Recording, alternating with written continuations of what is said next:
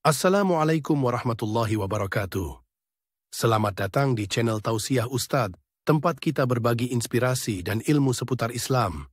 Semoga video ini membawa manfaat dan menjadi jalan kebaikan untuk kita semua. Bismillah. Yuk, kita mulai. Bismillahirrahmanirrahim.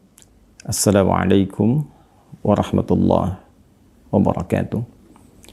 Alhamdulillah. Wassalatu wassalamu ala rasulillah wa ala alihi wa sahbihi wa man walah wa ba'd. Saudara-saudariku, di antara hal terpenting yang Allah anugerahkan pada setiap hamba yang beriman adalah kemampuan untuk berdoa.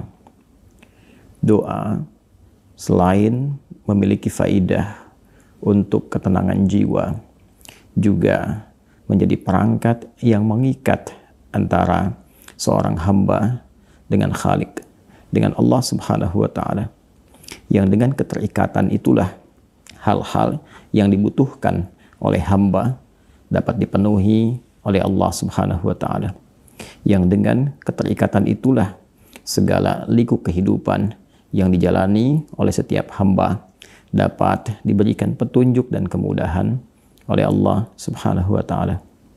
Karena itulah terbentang luas di dalam Al-Quran, juga hadis-hadis Nabi Sallallahu Alaihi Wasallam, petunjuk-petunjuk yang mengarahkan kita untuk berdoa dengan baik dan sempurna.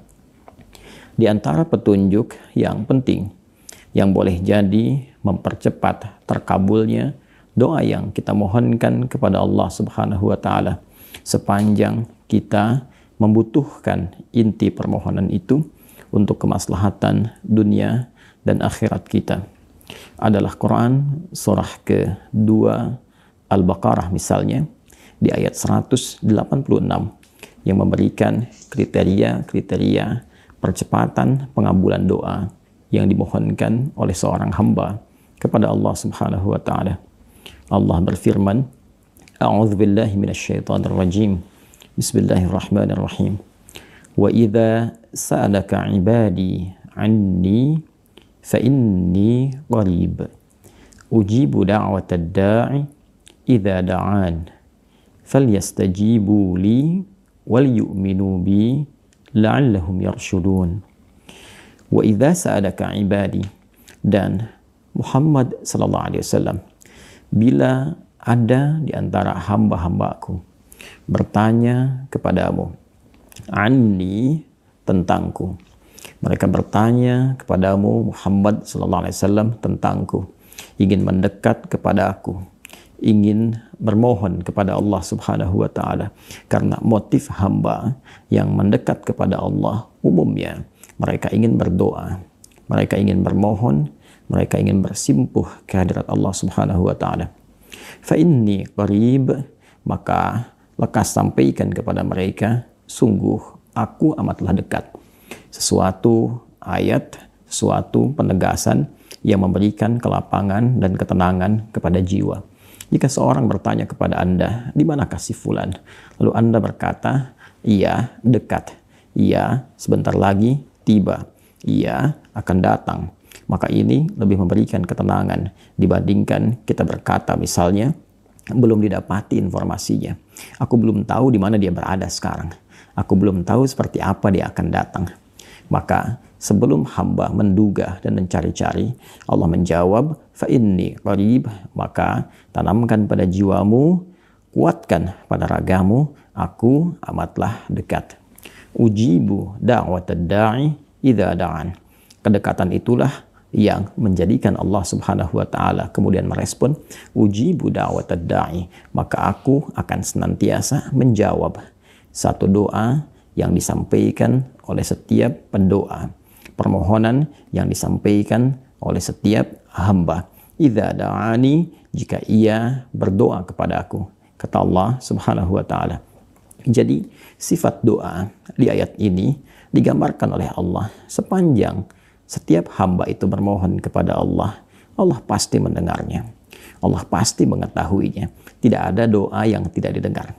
Tidak ada doa yang disia-siakan. Tidak ada doa yang tidak mendapatkan respon dari Allah Subhanahu wa taala. Jika seorang hamba ingin mendapatkan percepatan dari jawaban doanya, maka Allah memberikan sebuah penegasan, falyastajibu li wal yu'minu bi la'allahum yarshurun.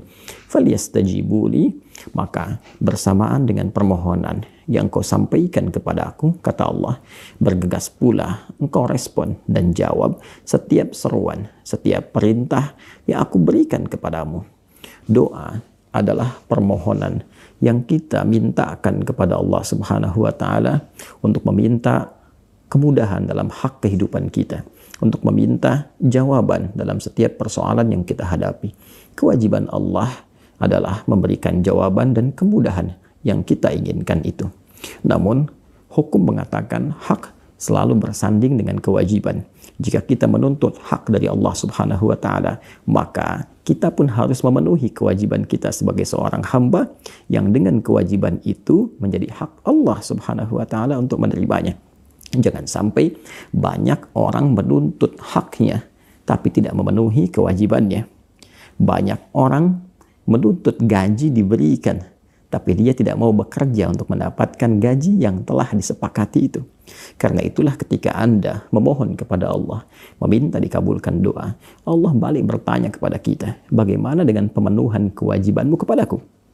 Karena itu, pemenuhan hak dan kewajiban menjadi skema utama dan syarat yang paling dasar untuk mempercepat terkabulnya doa seorang hamba yang dipanjatkan kepada Allah Subhanahu wa taala. Boleh jadi selama ini kita banyak menuntut kepada Allah, ya Allah, anugerahkan aku tambahan pengetahuan. Ya Allah, anugerahkan aku tambahan kekayaan. Ya Allah, anugerahkan aku peningkatan derajat dan kedudukan. Namun, ketika panggilan sholat itu tiba, adzan itu dikumandangkan, ketika zakat itu telah tiba dikeluarkan, sebagian hamba yang berdoa itu abai menunaikannya atau ditunaikan dengan seadanya, ditunaikan dengan asal-asalan.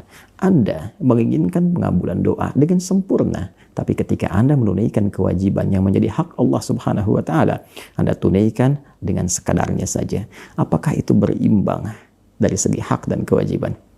Maka satu cara yang disampaikan oleh Al-Quran dan memudahkan doa akan cepat dikabulkan adalah penuhi kewajiban kita kepada Allah Subhanahu wa taala dengan cepat. Falyastajibu li. Falyastajibu, maka bergegaslah. Fa-nya menunjukkan kesan antara pengabulan dan permohonan akan berlangsung dengan cepat. Sepanjang perintah-perintah Allah pun kita cepat respon dengan cara yang terbaik. Waliyu'minu bi, dan tunaikan semua itu dengan dasar keyakinan yang kuat kepada Allah Subhanahu wa taala. Salat dengan dasar iman, bukan hanya sekedar untuk menggerakkan sebuah kewajiban, menunaikan sebuah perintah.